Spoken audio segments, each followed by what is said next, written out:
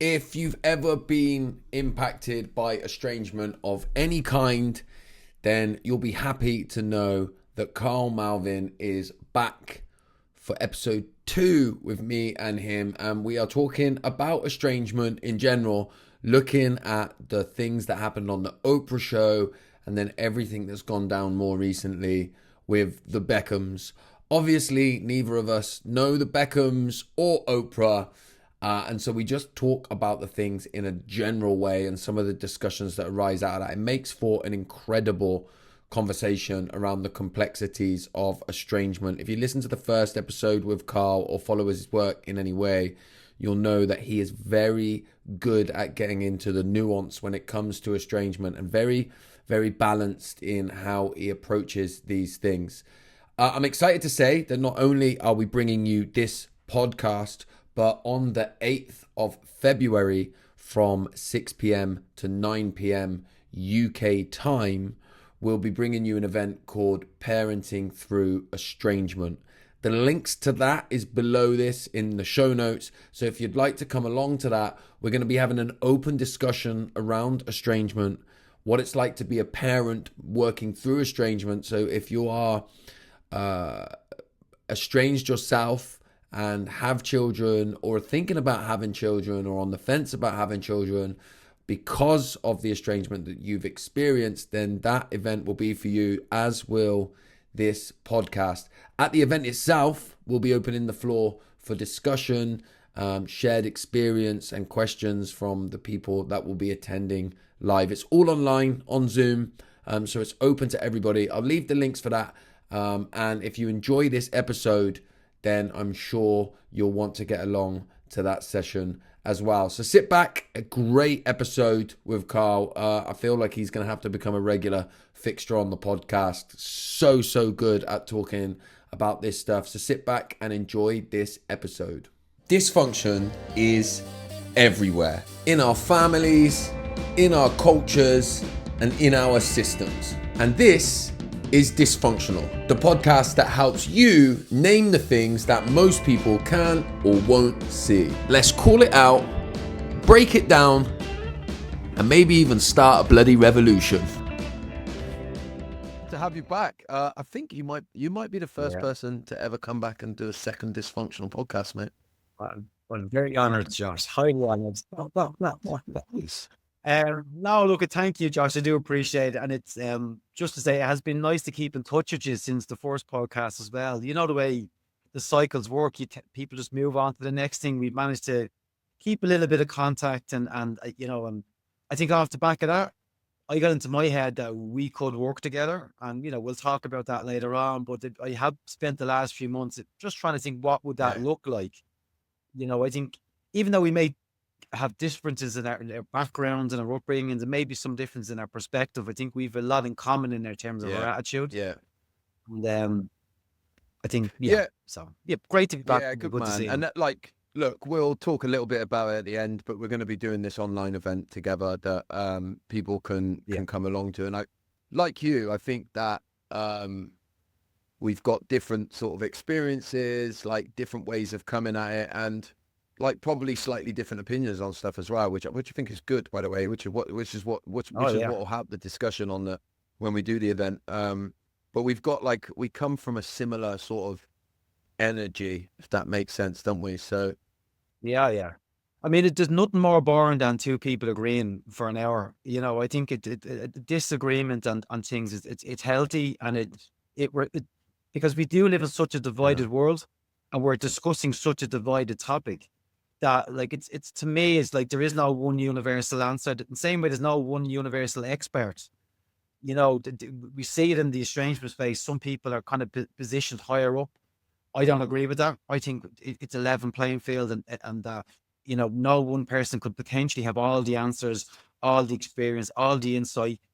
But yeah, so absolutely all about discussion, and the energy is always about helping people. Exactly. Yeah. And being honest. No bullshit between you and me, Josh. Just saying it as we see it and how we feel. Why do you think it is? Yeah. Aside from the obvious that you're talking about a family subject, why do you think it seems so polarizing a subject for everyone that talks about it. Like nobody's sort of, you never speak to anyone and they're just like, what will be with this subject. It's like everybody seems to have a strong, Mm. like either or Yeah. opinion. Yeah. I mean, to me, that just speaks to the power of family for all of us, from a psychological, a biological, a social, you know, it has such deep meaning because we all come from some kind of family, even people who are adopted, people who are bereaved from childhood, like they still came from a place and then they ended up in a place. And those experiences are just so deep and so powerful that they just shape just uniquely subjective view about what family is, what family means. And it leads to like it's just a difficult conversation because people can't see past that. You know, we the last time we were talking about biases Mm. that exist, and specifically within it therapeutically, but it's a broad thing anyway. And like I understand why somebody would be biased towards reconciliation, why someone would be biased towards no, you need to look after yourself first. Why someone would be biased towards the perspective of sons and daughters or biased towards the parents, because that just speaks to someone's experience.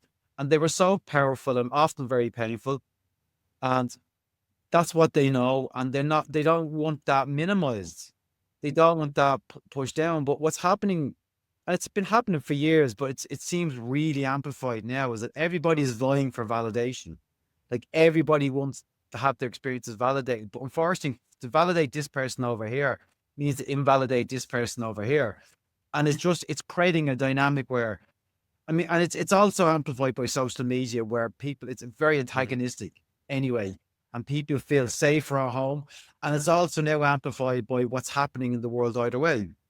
US politics, global politics, it's all feeding into the same thing, the same energy, where people are annoyed, stressed out, frustrated, and feel like that they have the answers. I hate this idea, oh, you're a sheep because you believe this thing over here. Like just quick to label, quick to judge. And it's poor quality Yeah. interactions. It's why we spoke before, I don't post that much on social media because it just leads to, even I did a thing on Friday. And look, most of the feedback has been nice. One person obviously chimed in, "Oh, you should never be estranged," blah blah blah. And look, and that's their view, and I get it. And then someone else says, "Well, you're an idiot.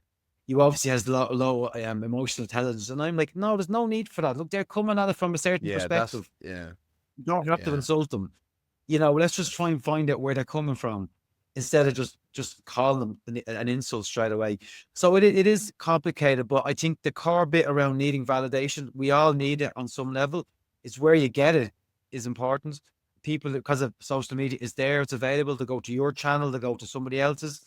And I'm always struck, and I'm sure I've seen it on your channel as well, the comment section, just how much detail people put in about their family situation, like sometimes paragraphs upon paragraphs of their background, and my mother did this and father did this and siblings did this, to complete strangers online.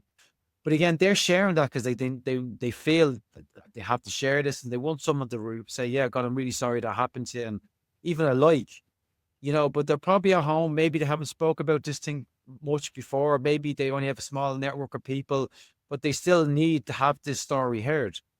And they're going online and they're finding your channel or my channel or anybody else. And there's more people in the space, and they're hopeful for it. And you'd like to think that they will get Yeah. something. Yeah. I do think, because I Mm. think that like one of the things you're pointing to there is that like a lot of people that have like, particularly if they've got like sort of really complex parents, right? Parents that like are at that, if we're going to put it on a continuum, at the high end towards that toxicity, right?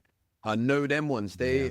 they can't talk about it with a lot of people. A lot of them would have been to a number of therapists as well, who only, who they can tell start to just try to get them to see their parents through a good lens before there's any like understanding or acceptance around how awful it is for them. That's probably the biggest learning I've had from doing the content that I do over the years, is how much they're seeking validation from somebody. Do you know what I mean? And you probably get similar Yeah. comments, but I get a lot of people saying like, literally, they'll just say, "You get it," and you can tell that they've not spoke to people that have got it for a long time. the problem, right? What you said about the therapist, and you go in and you're telling this is your situation with your parents, and then the therapist is saying, well, this is possibly the way your parents are, this way or that way, or why they did this. To me, it's an argument over context versus experience. And like that therapist is trying to provide someone with some context, but that won't negate the person's experience. Yeah, right. A parent, for example, shamed a child, whether their appearance or their behavior or their performance. Why they did it was because maybe they experienced something similar or they experienced rejection and they were trying to protect the kid. Okay, that sounds great on paper, but that person who may be an adult now still feels that shame. Okay, you giving them education, and I get why we do it, and context building is important, but it won't negate their experience. Don't automatically, oh yeah, I feel better about myself because that's what it's so. And people rush to that context building. To me, it's about understanding the experience and sitting with the experience and not minimizing it slightly. If parents were to come together, okay, yeah, maybe the parent have an opportunity to tell the child, son or daughter, now as an adult, look, this is why, and I'm sorry. And if it's sincere and if it's genuine and they're working towards a better relationship, then there may be a new experience. Then you're building experience and context together. But just doing those in isolation might Yeah. not work. Okay, you can tell it someone 100 times. Oh, look, the big one I hear, oh, your parents did love you, but they couldn't express it. But I don't feel low. I don't feel that love at all. And you keep telling me, and everyone else keep telling me my parents love me, but I don't feel like I was loved. I don't feel lovable. So like it's no use keep trying to show context of Yeah. the person.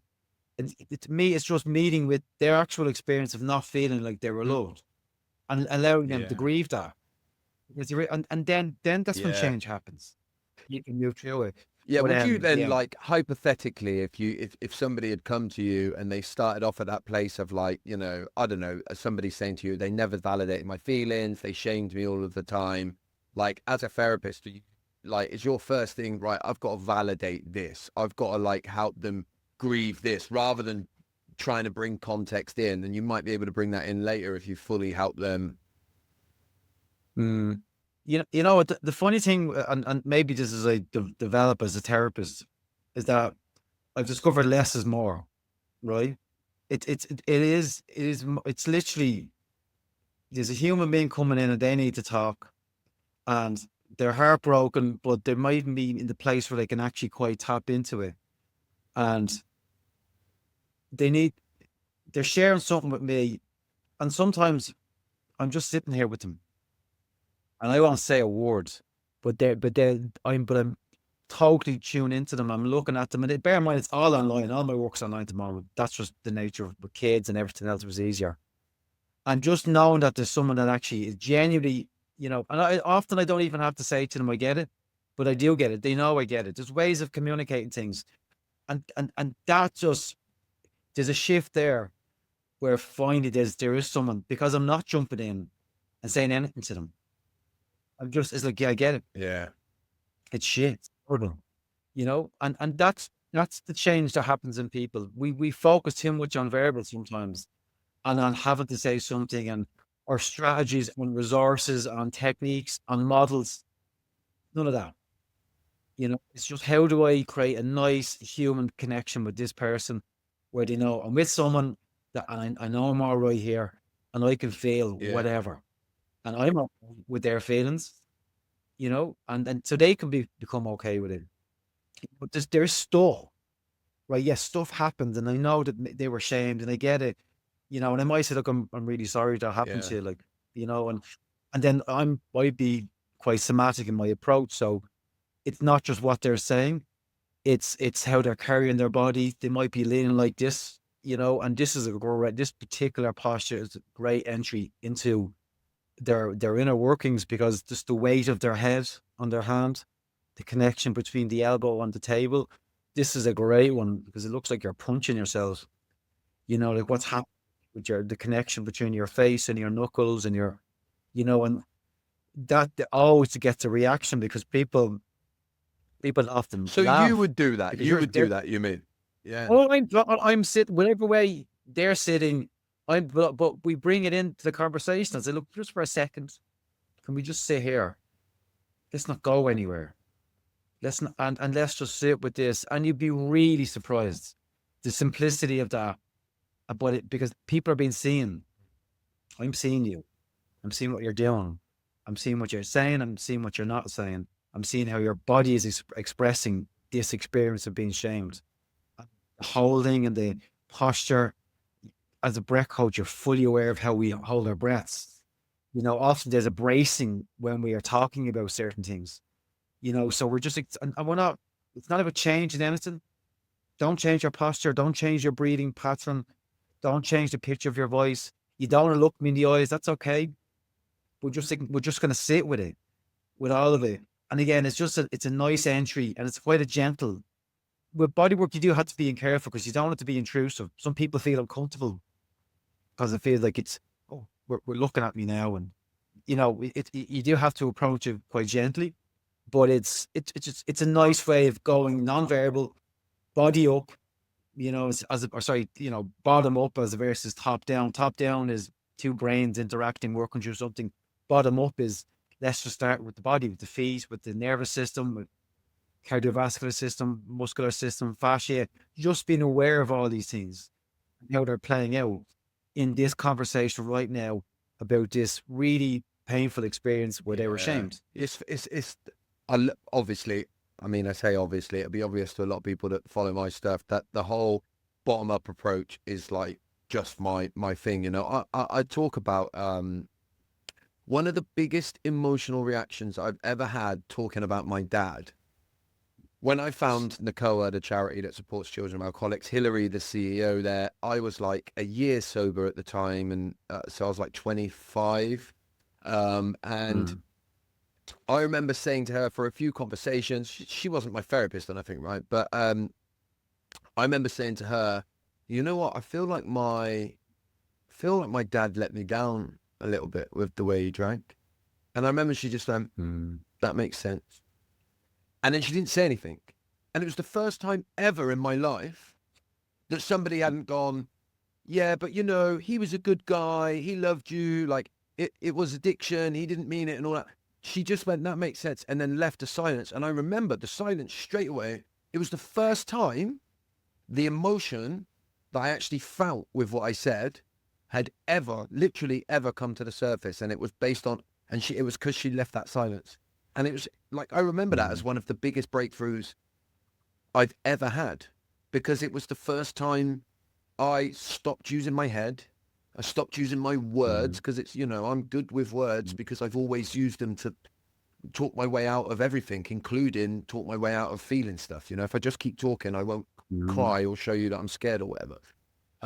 So yeah, it was like a massive breakthrough. So it makes perfect sense that you do that. Yeah, silence. You're right. Again, it's the use of silence. You know, where and people, my clients, they brush over things.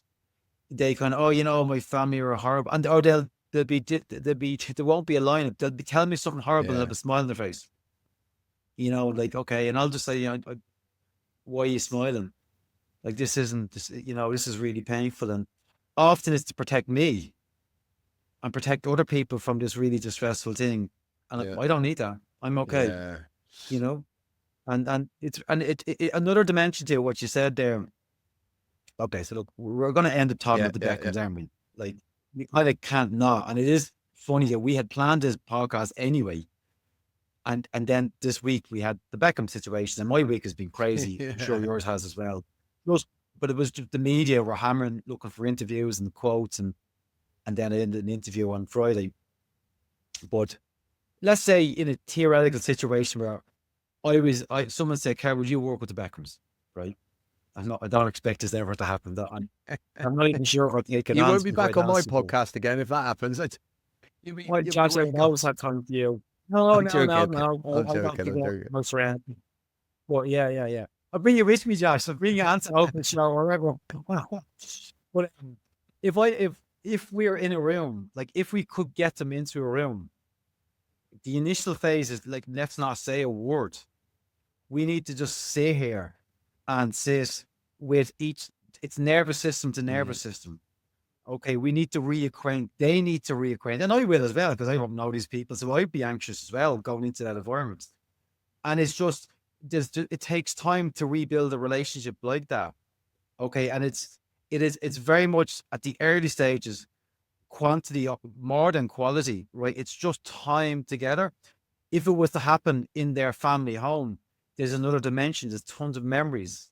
There's somatic markers everywhere because someone would have sat there in that chair and they remember that. And there's lots of memories, physical, psychological, and we have to reacquaint ourselves slowly, getting everyone. There's this need to push, jump into things. They said this and they that. And like, no, guys, we're playing a long game here. Like this can't be rushed. We may not even touch anything today. We just need to get people together and feeling. And that's when the resourcing might come in. Like let's just for a second notice everyone's breathing, notice your feet, how are you connected? Some people, their feet are up on the balls of their feet, they're like the little energy machines. Some people are heel heavy, they're digging their feet in. We see that again, they're also expressions of challenges that people have faced in their life. Posture, looking away, some people this looking away from each other. Like I wouldn't change that. Okay, just find where you are and let's just look at where we're at. And it's not about games or analyzing anything. It's being transparent. Yeah, I have a degree of insight or knowledge. I'll share that with them. That might lead to conversation. No, you just don't know. But then will that ever happen for these people? Like it's such a tough one. You have opinions. I have opinions. We don't know these people. We've no real insight. The one thing that and it's such a small thing. I watched David Beckham's documentary. I found that interesting. I'm not even a massive football fan. I know you are, but it was interesting. And there was hardships there. I'm sure Victoria had hardships. I wasn't as engaged with her thing, but then I'm not into fashion either. But there was one really subtle moment where she was at home with her mom and the cameras were in her living room and she felt the need to say, she was very casually dressed. This is why I'm casually dressed because this is home time and blah, blah, blah. And like, why do you care what people think about what you're wearing at home? Like, obviously you're at home and obviously this is a documentary, but I just got this sense that she felt this need to constantly justify why she was wearing at that moment. It was such a small thing, but I just thought that must be so consuming to have to live your life worried about what every little thing that you're wearing and how you're viewed by society. And then it obviously feeds back into a brand. She's fashion. David was football, he's still football, but he's other things as well. And it must be so tired, but also then that they built this up themselves. Like they weren't born into this. The fame found them later. Okay, yeah, they were probably young adults. I don't know what age David was. I don't know what age she was, but they're probably 17, 18, it would have been 19. Late teens, early 20s when they started to hit Yeah, fame. and there was, and that was around the late 90s, was it? Mid 90s? Well, United won the treble in 99. Beckham was a big part of that. So Yeah. it was World Cup 98, I think, when they printed the picture of him being hanged, on the front of the Sun. So, I mean, he was massive famous then. So 98. Oh, yeah. But Josh, social media, Facebook, I don't personally remember using Facebook until... Oh, it was way maybe before social media. But it was 10 years after. Like you're looking at a good 10 years before social media. So then he was maybe in his mid to late 20s, early 30s, whereas Brooklyn was born into this shit. This is all he knows, and so like, and again, there's all these views around, oh, he's a nepo baby and he's entitled, and then, he may be accusing her of something and him something. They could all be true. Every single bit of it, all of these realities could all be true, and they could have all played into it. And maybe they're all complicit in this in some way. Yeah. Wow. What do you think about Well, look, firstly, the first thing I was going to say is, like, where were you how did you find out about it? Did you start getting messages about it? Did you read it online? What was the crack? I hadn't got a clue, Josh. I found out about it. News Talk Ireland rang me at 11 o'clock on Wednesday saying, would you do an interview on Friday? And okay, what is it about? and it was about Brooklyn. Okay, what did he do? I Yeah. hadn't got a Yeah. clue. Yeah. Yeah. Well, Like you said it. You said it in one video. I thought I Brooklyn did. was I still couldn't a believe it. kid. I So they weren't. you know when you go fucking hell, no, he's, and then you go, and then you obviously go, oh, that makes sense. Yeah, it was like years ago. So Yeah. yeah, it was a bit like that for me. And so there was I like got loads of messages when I was going to bed on whatever night it was, and then when I woke up in the morning, I just had loads of messages and loads of people saying, "Would love your opinion on this." And then at first, I was a little bit like, I don't have an opinion, and I'm not going to talk about it because I don't care. But then I got to the point where I was like, this is such big news that obviously a lot of the people that follow me, trust me, like are looking to me to have an opinion. So what one thing I will say, just to be like completely clear, I don't know if you ever feel this, but and my content is very specifically like the high end toxic parents, right? So I felt a lot of pressure to be like to pick Brooklyn side and make toxic parents Yeah. here. And I looked and I just couldn't. I couldn't with anywhere near any certainty Yeah. have an opinion on that. So I took a bit of time and then posted about it. I don't. Did you see this Anthony Hopkins video I did? Oh yeah. I think I commented on it. Anthony's been on my radar Yeah. for years. Right. You know, because I knew about his Yeah. estrangement from his daughter. Like, you know, it's not a secret. It just because he wrote a book, Yeah. I think it became, and plus, in fairness to the interviewer, because that came up, it was off the back of, and he asked him when he Yeah, and pressed because him, he's you estranged. The know, interviewers are strange. Yeah, yeah. yeah, yeah. Oh, the interviewer was, Yeah, so so I the didn't know interviewer that. I says, didn't know the the interviewer, interviewer. if you watch it, the Oh, I interviewer missed that. says, I because missed I've that. been estranged from my dad for 20 years, and he said, but that's by Yeah, my choice. And then I yeah, wonder if that's what got, so the reason I was quite clear about that is because when I watched that video, I felt his response was awful. I didn't like his response at all, right? And I'm not saying yeah, he's yeah. definitely horrible or anything. I'm saying that response was horrible, right? I know you might not say it, but no, no, No, no, I'm actually not but disagreeing with you, but go on, you go know, on. I hated the whole, you know, if you want to live your life in resentment, and like it's one thing to say, listen, I've done everything I can. I've got to live my life. You know, I'm so sorry for all of the things Mm, that I done, and you know, I wish that she could forgive me or whatever. But like, I've got to live my life, and I'm sorry, but like, I can't keep spending time on it. That's one thing. But to be like, mm. to turn it into what he essentially did is turned it into uh, you know, I'm better than her because I'm going to move on. Like, you know, if she wants to spend her life, Yeah, higher than yeah, how, and I'm yeah, and I'm being the bigger yeah, it person, felt like a all this, very and mask I, slipped moment to me. That's what that, like, maybe so, but let me say a couple of things. I maybe I said this the last time. I really despise celebrity culture yeah. and celebrities in general. Right? We don't know Anthony Hopkins, and you could be a fan of Anthony Hopkins. I'm a movie fan. That's my thing. Yeah. I love By the way, I movies, thought he and was I love. He's a amazing in great Silence actor. of the Lambs. That's like one of the best. Oh yeah, 100%, and a ton of other things. But Yeah. we don't know him, right? So like, it's just I do find it's crazy how people celebrate someone who they simply really do not know you. And yeah, this person is great at this one thing in this profession, and he's very talented. And I appreciate that movies evoke emotional reactions in people, which is why they're drawn to them even more. You still don't Yeah. know them. Yeah. Yeah. You don't know, you know, Anthony. Their estrangement is old. Yeah. Right? That's I think They've been that's estranged since she was 9 years old, didn't they? And she's like 50 50 years. Yeah. years, I'd Yeah. say, maybe more.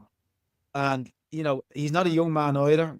And I've obviously comes from a generation that had that kind of, you know, you just get on with things, which we know is probably not. It's catching up Yeah. on people now.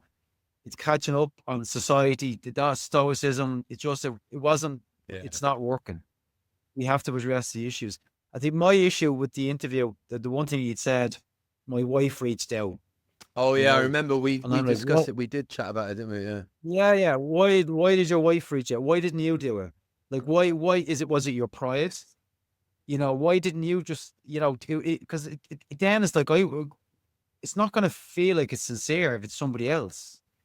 You know, like why did you use a middle person? Just do it. It's your daughter. the wife is not the mother. Like, so I don't know what the relationship is between if his daughter ever knew his wife. I don't know any of it. All right. But like, it just Mm, do it yourself. You don't need mm, somebody else to do it. And even if you disagree, you could just say, I love you and I will mm. always love you. Right. Maybe we're not going to be, maybe too much time has passed. All right. And I wasn't, maybe I wasn't right. You don't have to like even whip yourself with punishment. Okay. But but take some measure of responsibility, but at least demonstrate Yeah, love. If you're not going to demonstrate regret or remorse over your actions, it just, to me, I'll yeah, always love her. She'll always be my yeah. daughter. And that's a, but it was just, it was quite defensive. It was protective of himself, and I just think even at that stage, you'd like to think that you've moved past that. His career is like, he's still working. He's bulletproof in his career. He has his life. He has his money. Like, what's the problem with being vulnerable Yeah. now? No, this is the ideal time. But again, not everyone, their ego is so delicate. The higher the profile, the more delicate the Yeah. ego is. And they still want to maintain that image. And yeah, I don't know. It's But it's so it's a yeah, tough one. like, but even with so when I that was like a tangible video that I saw where I like had feeling and reaction to it. With the Beckhams, I sort of trawled. People were sending me loads of stuff. So there was I don't Mm, know if you saw David Beckham on Graham Norton was a video. So there's a video that people were recirculating, going, look at this. And basically, Graham Norton shows David Beckham a video, and it's Brooklyn. He's obviously a bit younger, and he's doing a video, and he's like, "Thank you, amazing." And you hear David Beckham in the background shout, "Come on, we're going now!" And then he comes up in the mm, background, and Brooklyn's going, "Yeah, so thank you, 1 million followers. I'm so happy."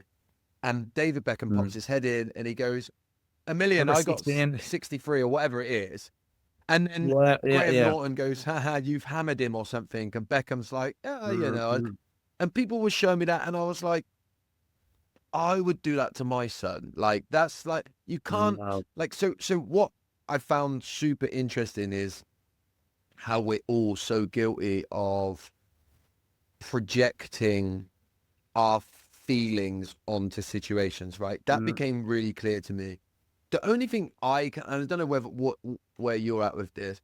The one thing that I do feel is I feel like Brooklyn is sincere, and he comes across to me as like he's obviously a man, but I see like a boy that's like really hurting, and he's mm, trying to do the right mhm. thing to stick up for his wife. Now, whether his wife is trying to pull him away from his family and he's pulling towards that, or it's the other, or it's probably a mixture of all of them. I don't know, but I don't see Brooklyn as the villain. I can't. I don't see anything from him Yeah. that makes me go, oh, you're a bit, the nepo baby stuff. And by the way, I'm a bit amazed by how many people have spouted that the nepo baby. Like even some, even Right. people that I would see as compassionate. Like, yeah, I can't bring myself to feel sorry for him. Well, but the one problem I have with Nepo baby in general is like, if I was successful and I had a kid, of course I'm going to Yeah. help him. Of course I'm going to support him. And if I know someone that'll give him an opportunity, that's what any father or Mm. mother would do. They'll then try and give their kid a head start. And you don't choose to be a Nepo baby either. Just in terms of what, like, his side of it. When it comes to celebrity, and again, it's linked in with my work, because I would have clients who are estranged from some really high profile people, obviously confidential, I'm not naming it. But to me, I'm cynical. I'm like, what is in it for Brooklyn to Yeah. post that? Like, you knew what Harry, there was gain for Harry to write Yeah. that book. There was financial gain there. He had a book deal, and the more kind of controversial it was, and the more detailed, the more you would get book sales. I don't see what Brooklyn was Yeah. gaining from this at all. Like, to me, it was just it was a breaking point. I have to do this.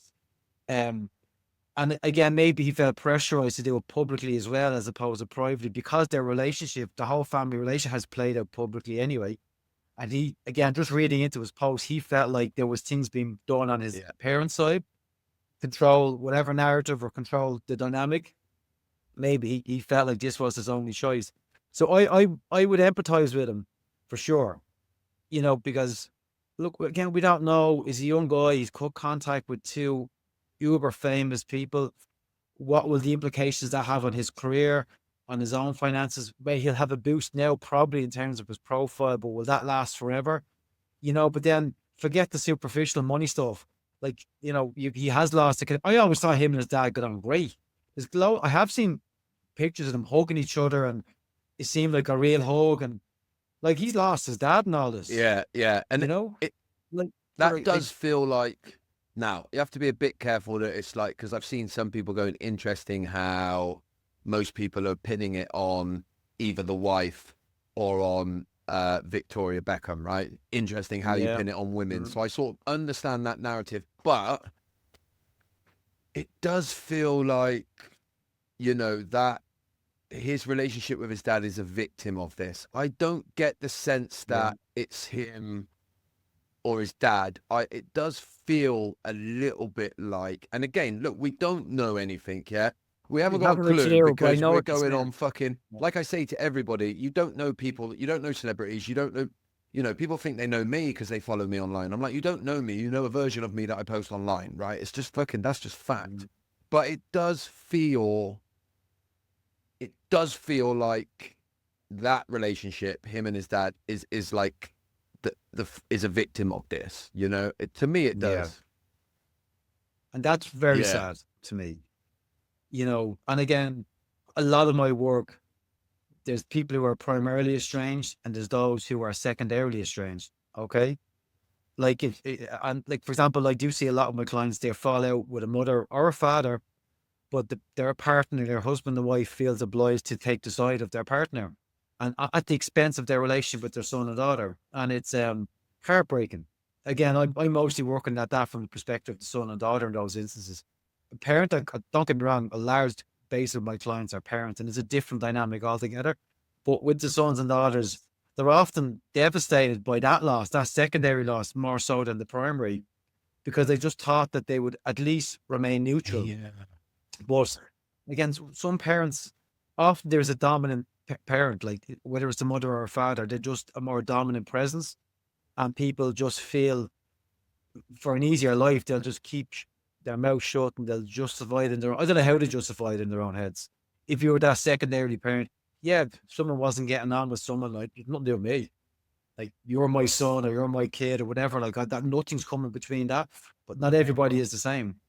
Some people have a capacity to just not have a relationship with their That kids. must be It's so hard. incredible. It must be so hard to be in a relationship and two of your own flesh and blood have decided to be estranged. How do you trust another human being when the two people that brought you into the world have devalued the relationship? Like, how do you trust a single human being? Mm. It's a long process of actually rebuilding yourself from that. And some never fully get over it. Like, as a parent, you have one job, Yeah, Josh. You have one job to do. yeah. It's just look after them.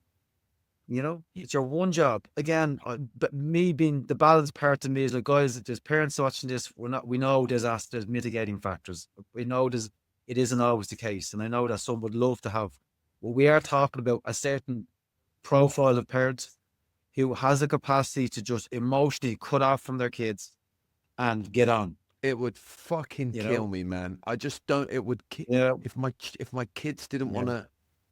But then I don't know how I would process it if I was still married to a child's mum and the mum was estranged. What would you like? Because you'd have to be Yeah. like, you're going to be getting grief at home if you're like, I'm going to go and meet them. But you'd have to take the Mm. grief. I don't know, man. It doesn't bear No, thinking but about. you have to have a spine. You need to have a spine is Yeah, necessary. When you have to, this is, therapy isn't always about candles and, that's being compassionate. It's about helping people to stand up for themselves. It's the one part of my job I really, really love wow. is when my clients turn around to their family and says, not taking this shit, guys, not having it, a drop of it anymore. You treat me right, or that's it. And it's very hard to do that. And again, it's a lovely Hollywood idea that, oh, I'm very sorry, we'll treat you. No, they don't like Yeah. it. They don't like people don't like being boundaries set. If it was easy to set a boundary, you would have done it. If they had respected the boundaries before, it wouldn't have been an issue. People don't like being put in their place. They don't like being told to not treat me a certain way. And often at the expense of the relationship. And that's what the risk that people have to take, the risk of being themselves, speaking up for themselves, standing up for themselves. The risk is the relationship, with their family. But then you question, well, the framework of the relationship must have been bad anyway. It must have been a really weak framework if one person speaking up and speaking their mind, and to be fractured so quickly and so easily. I mean, that any relationship where, if being yourself means that the relationship is going to fall down, then it's not even really a relationship in the first place, is it? No. I remember Dane Cook, the comedian. You ever hear him? He called them relationships. Yeah. We were talking about relationship with partners, but sometimes when I listen to my clients, it just sounds like a relationship, Do you want to talk about Oprah? The Oprah podcast? Yeah, let's do it, yeah. Yeah, hang on, let me just get me notes, because I did take notes. I was going to do something myself on this. I didn't even get a chance to record them. But your video was very interesting. Firstly, what did you think of it? What the Oprah? I thought, two things that I'll say. The video that Oprah did to promote it on her Instagram, I thought was awful. Like, it was very. So she was like, "Yeah, I've got this friend, and her kids cut her off for absolutely no reason, and so I've looked into it, and I've seen that this is a trend." It was so bizarre, because I thought personally, I thought in the actual podcast or show or whatever you want to call it, I thought she was quite good. I actually thought the show itself is one of the best things I've ever seen at that level. I thought it was pretty balanced, in that I thought they had a mixture of guests on there, and yeah, I thought it was really good. I mean, I had some strong opinions about some of the guests, but yeah, I thought it was good. What about you? I mean, they very consciously were trying to find balance. When you could see that, but with the audience and the estranged people there, and also the expert panel, because obviously Josh is known for his work with the parents, and then the other guy is, I think Lindsay is an Edra, the other person. They maybe lean more towards the other side of it. So that wasn't by accident. That was obviously a decision that was made, and I think it's great to see that type of discussion on a platform. It's very unique to see so many different views and perspectives in one room, because it was recorded in a studio. They called it a podcast, but it was recorded in a TV studio. And so it elevated the topic. It obviously then created a whole media stream around it, because there were so many articles. I think the Mel Robbins article was after that. I don't know if it was in response to that or something like that, but it definitely, I just saw tons. The Mel Robbins article was bizarre, by the way. I mean, that's to me, looking back at her article, it looks like someone in the marketing media team went, "You ought to do something on estrangement off the back of what everybody's talking about," and they threw something together, and I mean, it was fucking bizarre. Sorry, I interrupted you. I mean, no, but it was approaching Christmas as well. But it's just as minimizing, at the expense of my values. My value is, I think family is important. So we need to just push aside all everything that's happened. And, and like, I work this stuff. I don't do social media. I work with estrangement all day, every day, right? It isn't that easy. So start putting stuff in major newspapers alluding to this. Oh yeah, let's just put it brush it all aside. It doesn't work that way. The Oprah thing was interesting. There was a couple of things, right? First of all, it was that they kept using the term no contact. Okay. So they were really talking about a very specific type of estrangement. Estrangements are on continuums, like a lot of things. But they really lean on the no contact. There's a part of me wondering, was an element of drama with that?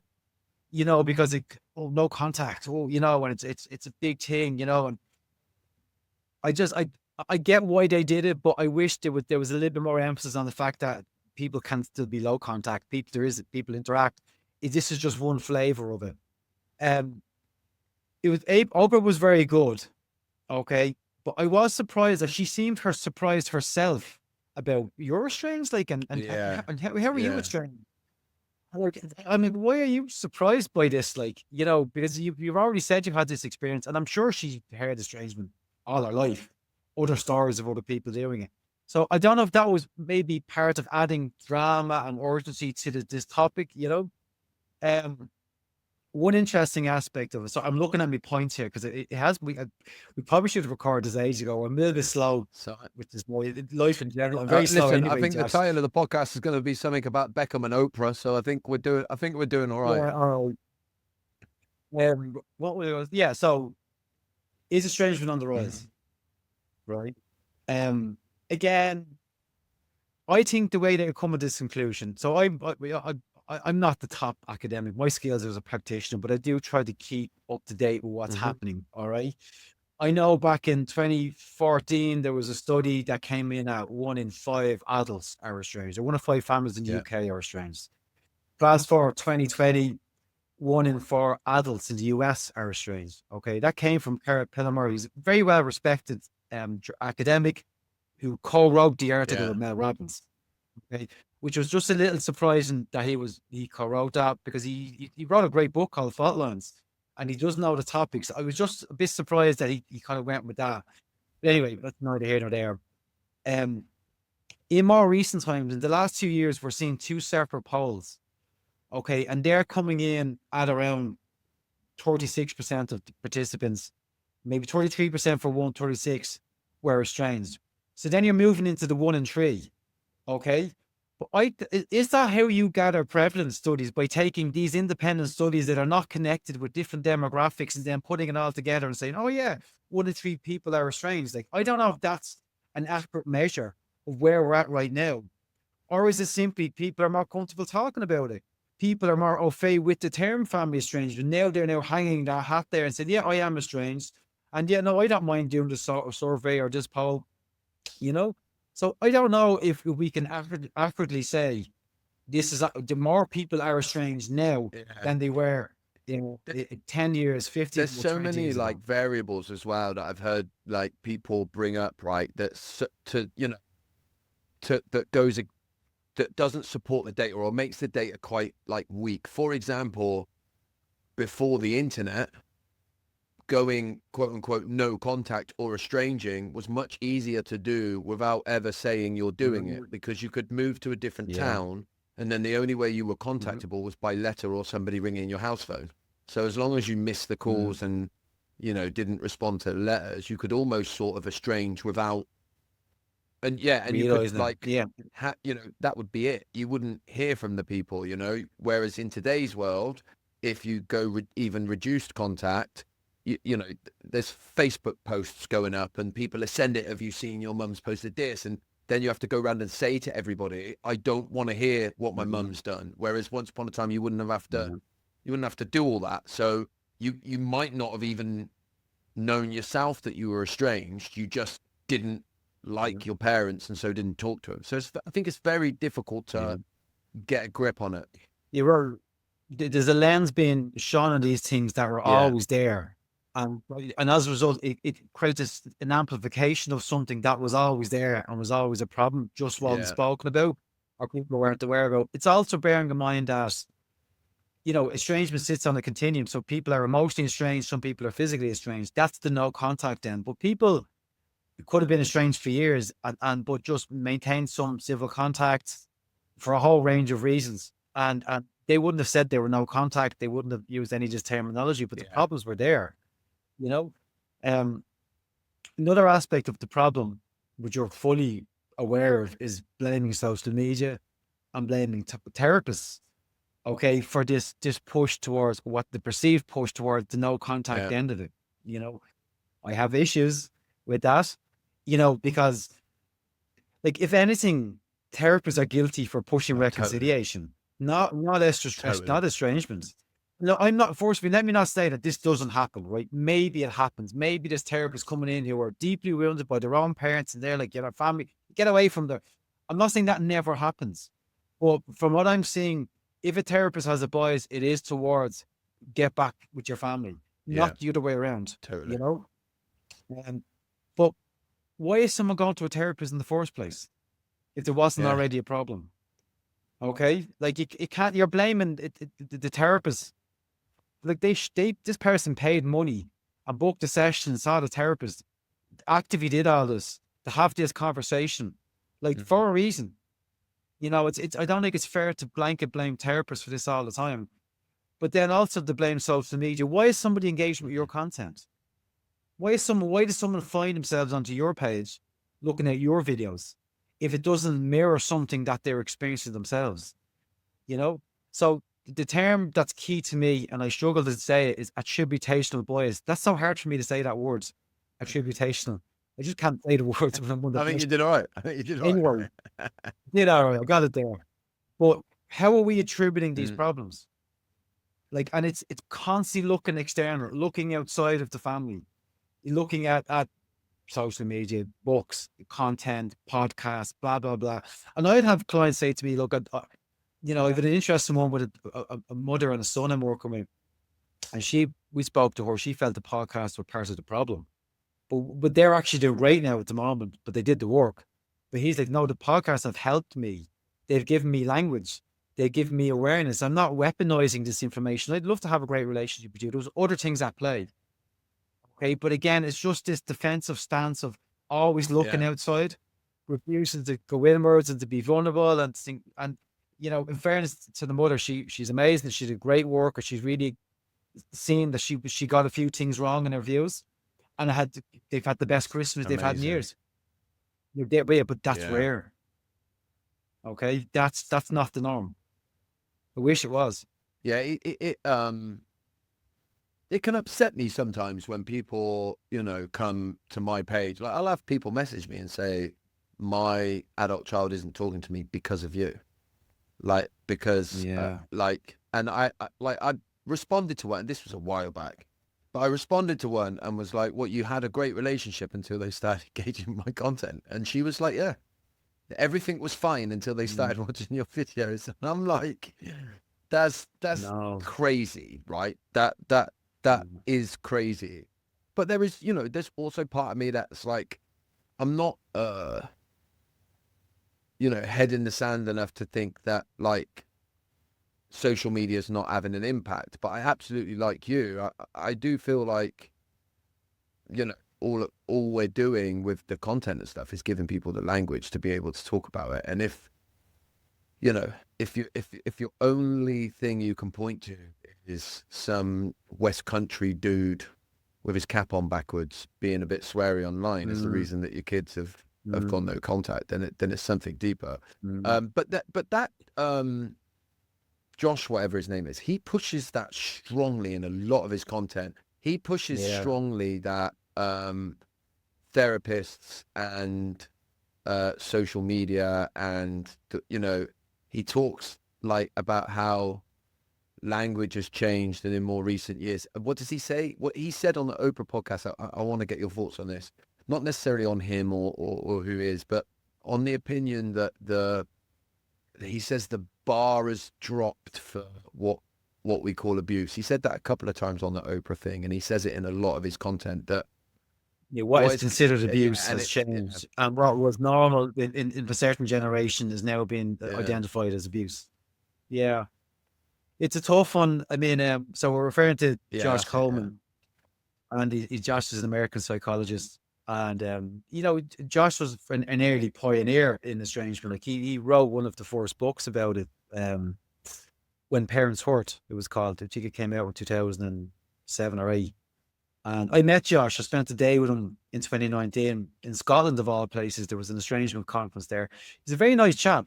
Like he's very personable. I had a nice day just chatting to him. But like Josh does lean hard on the Mm, perspective of parents. I would imagine that's a lot of his clients. Maybe the majority of his clients are parents who are possibly involuntarily estranged from their sons and daughters. So that's going to shape his worldview. And, he's very open about being estranged from his own daughter and they've reconciled. That's going to shape his worldview as well. So if you're operating within a certain circle of people, and that's going to shape your perspective of estrangement, is going to shape. And if he's obviously feels those parents' pain and he wants to help those parents, that's what the world's bigger than that. Estrangement is bigger than that, And like, I think I've said this before, like, I don't personally want to alienate anybody from this conversation, and we run the risk of doing that. Some of the parents that Josh have worked with, I've worked with those same parents. They're lovely people. They're heartbroken. They feel like the relationship, they put all this effort into raising kids. They feel like it has been devalued. But the danger is the topic of abuse is a funny one. Not abuse is not funny, but how it comes into the estrangement conversation, very often played down. I know often they don't, even in media articles and interviews, they don't want to go there. And I don't know why. Other people in the stranger community have said the same to me. They've been asked to kind of not really emphasize too much on the element of abuse, because it is uncomfortable. The thought of anyone being abusive within a family, it does make people feel uncomfortable. But I just think that element has to be brought in. I can see why estranged sons and daughters wouldn't appreciate his perspective on it, because they probably feel like he's minimizing their side of it. It's a tough one. Like Josh has done a lot for the topic in general, but again, it's why I do think we need other voices. We need all these other voices to be able to contribute to him. The other two people were very good on the Oprah show. I think Lindsay, it might be Lindsay That's Gibson. it. Yeah. I think that's her name. She's the adult children of emotionally immature parents. That's it. But she was saying, like, she was countering stuff about look at the current generations of stressors that they're under. The financial stresses and the social media stresses and the parenting stresses that maybe previous generations didn't quite have to contend with.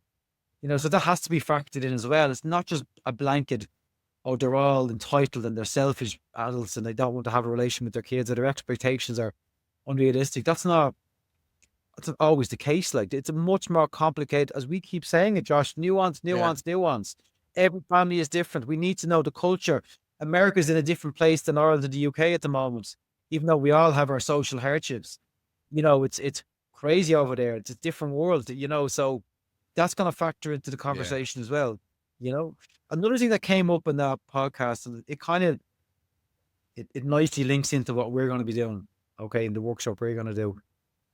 There was a couple in the audience that were both estranged from the parents, and then the topic of them having kids came up. And then I think it might have been Josh that was saying, look, you're choosing estrangement.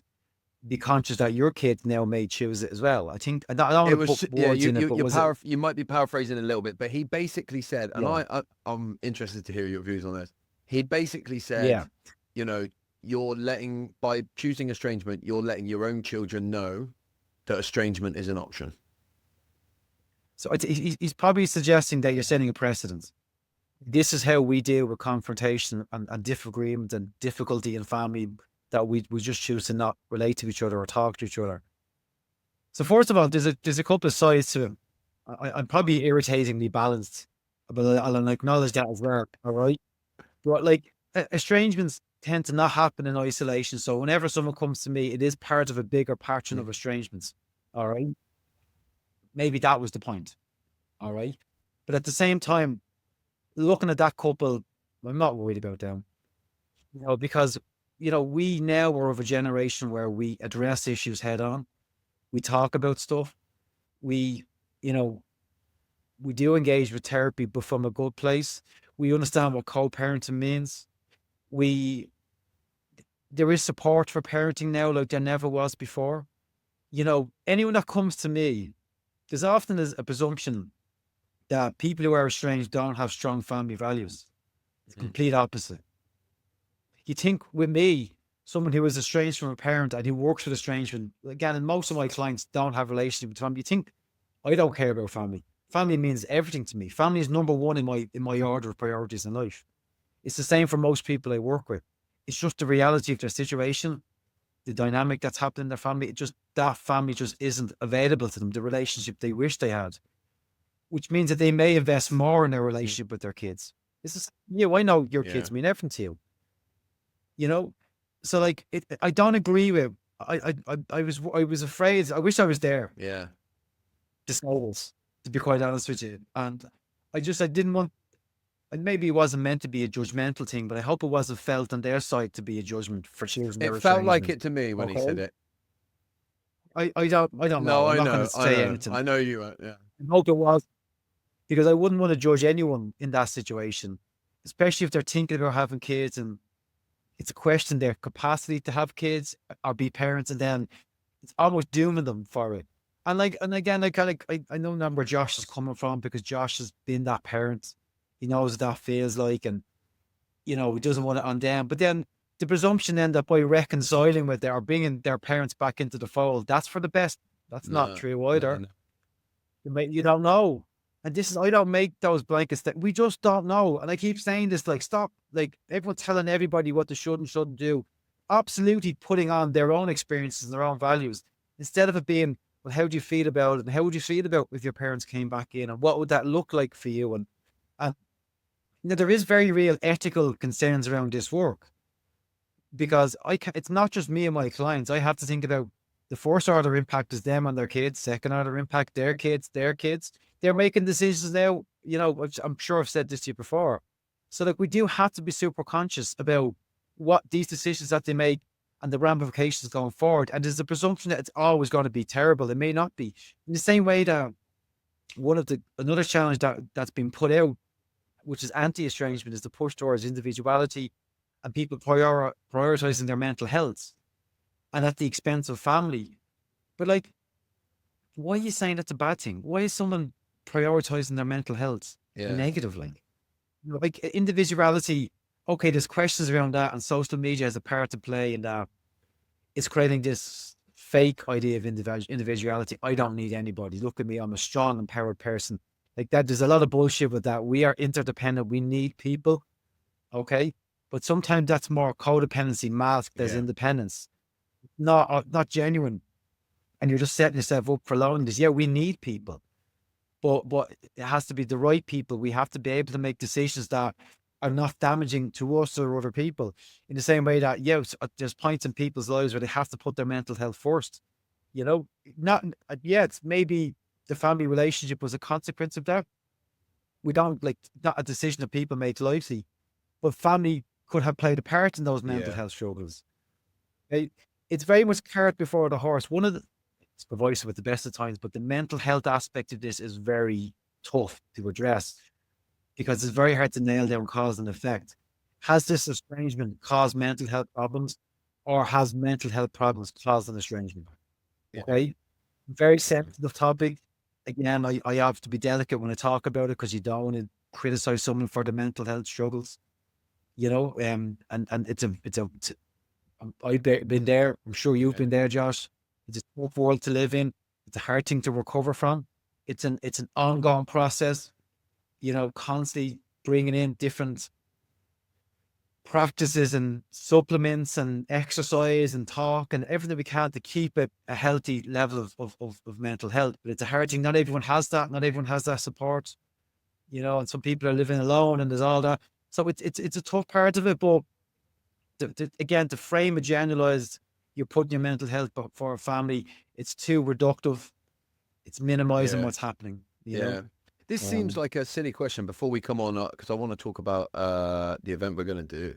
Feels like a silly question to ask, but have you ever come across estrangement where it's happened for like what seems like little or no reason? Oh yeah. Yeah. Sometimes, but again, and I have to be careful, because I could read into things. Hang on, there's Yeah. more to this. There's more to this, isn't it? And sometimes there isn't. Really? Okay, sometimes, there's like, okay, and I don't want to be like, I have to be careful as well. I can't just say, I'm sorry, buddy, like, this is not a problem. All right. Like, that's no help to them, but we have to just, it's about priorities. It's about scale. Some of it is because people just they didn't have as much hardship, and there was something is happening and they're overwhelmed by it, and it's like now their family is annoying them, and like their family is just cared about them, and they're just and they are genuinely like worried about them, and they just leave me alone. I couldn't be bothered. I'm not, I'm like this is, you're creating something that isn't there. That does, and again, that's why it takes time to get to know people and to find out what's happening in their life and what their struggles are. So it does sometimes. Okay, most people find me, it's a crisis point. It's quite serious. It's very, yeah, most of the time it's serious. But other times I've parents coming to me, and again, I have to get a sense of this parent, like where they're at and how sincere they are. And sometimes it's like, it's not that the issues aren't serious, but they were like, didn't do anything. They weren't complicit in anything. They were just like, maybe they were reacting to something. Someone said something to them, and they had a bad day. They just, I'm not having this crap. And when they were trying to set up energy, and the son and daughter, like, right, fine, F you, I'm gone. I mean, like, we're gone because of this. Like, and in those cases, there are bigger problems, but they're not necessarily the source of that. It could be somebody else in the family, could be other things going on in their life. Yeah. The people are wrestling. Young people are wrestling with all manner of issues.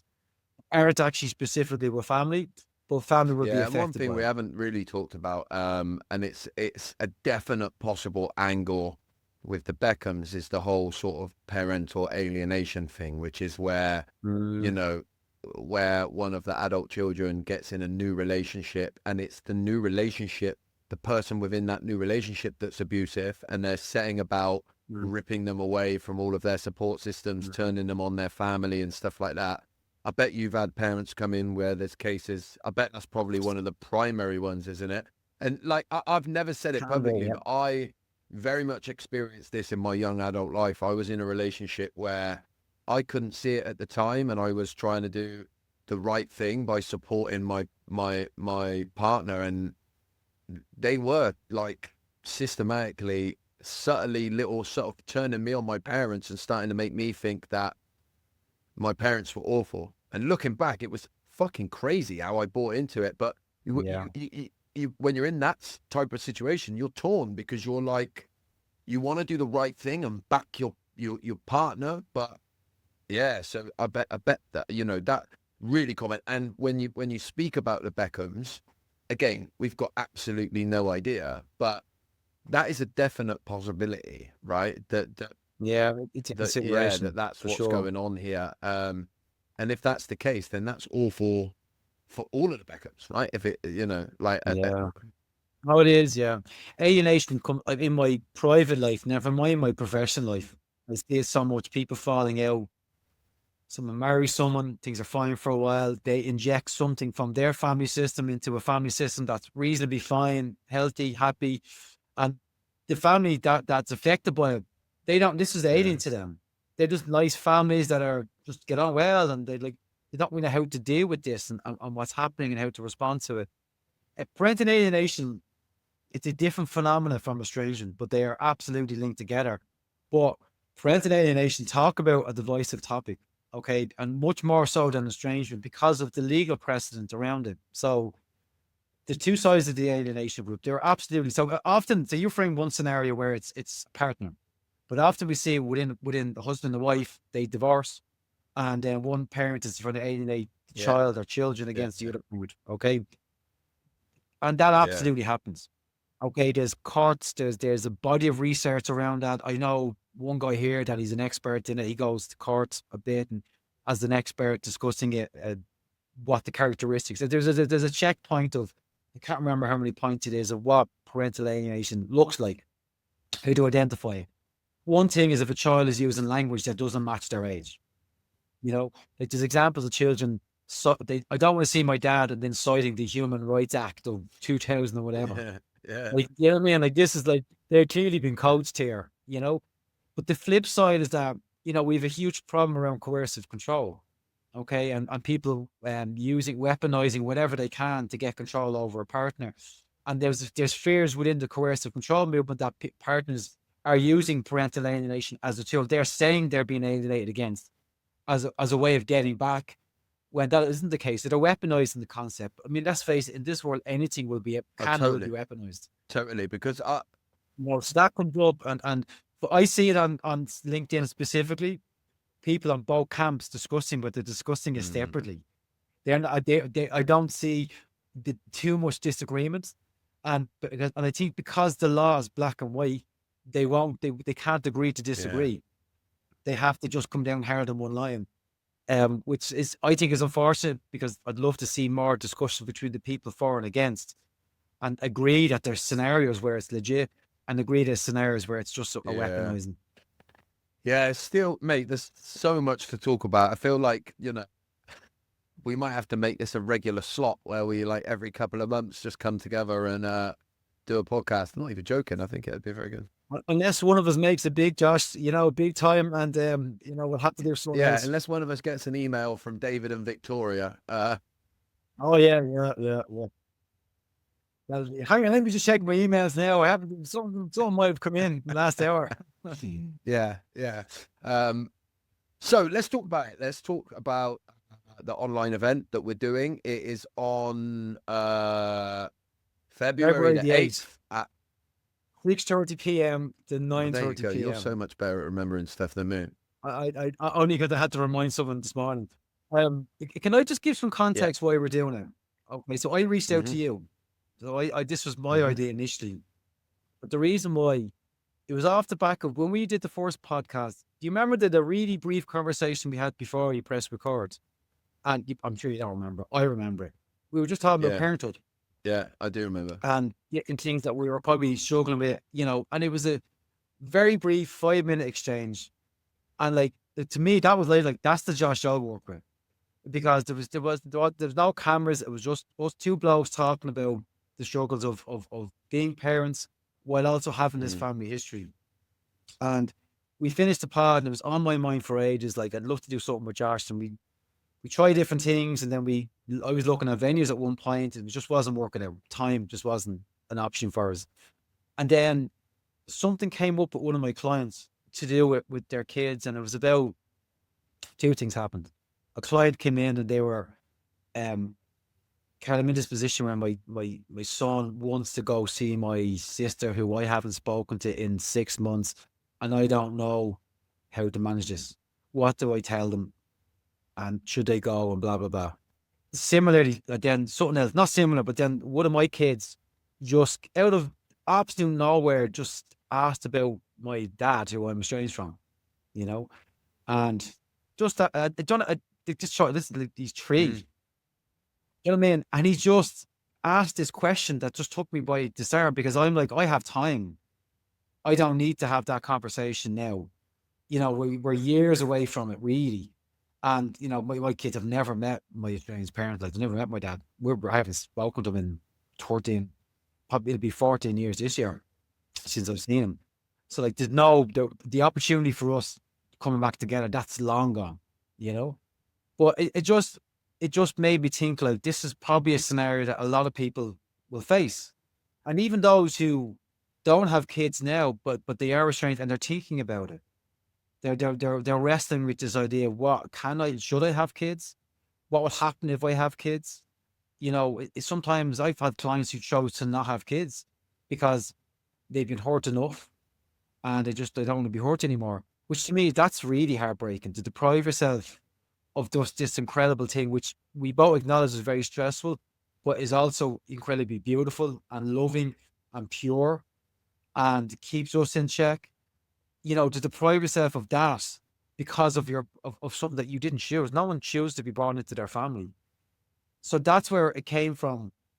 And I thought us two, just not even a workshop, let's just talk the way we're talking now.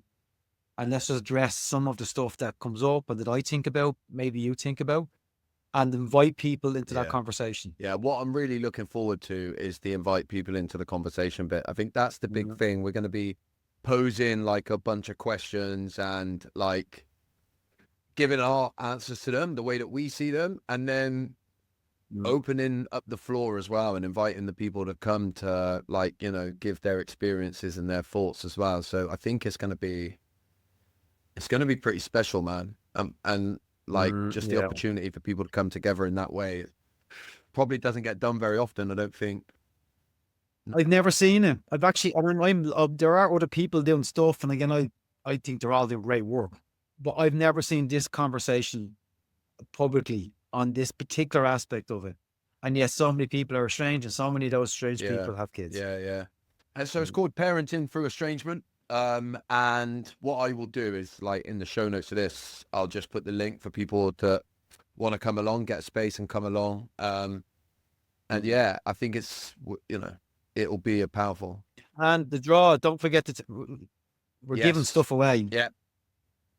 And I might forget to say this stuff as well. So we're going to give away 2 things. We will randomly pull out names. One person's going to get a consultation with me. So I will literally put aside an hour. We will just talk, and you'd be surprised how much you can cover in an hour. I do this every time I do a live session, and I'll do a draw, and they always get their session, and it always helps. Okay. And it might help someone. The second thing I think is very generous from you.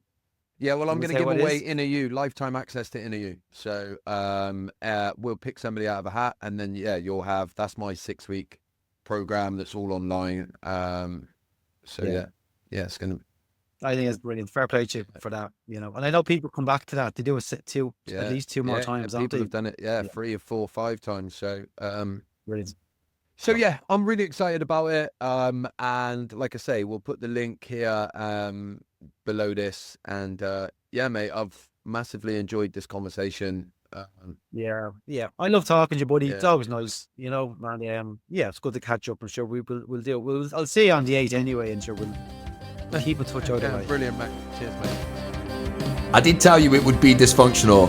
So thank you for sticking around till the end here. And if you have enjoyed this podcast, then please help me to grow Dysfunctional by sharing with your friends on social media. You can find me at Josh_FFW. And then wherever you're listening to this or watching this, please make sure that you've liked and subscribed, left us a 5-star review and a comment if your platform allows it. And I'll see you on the next one.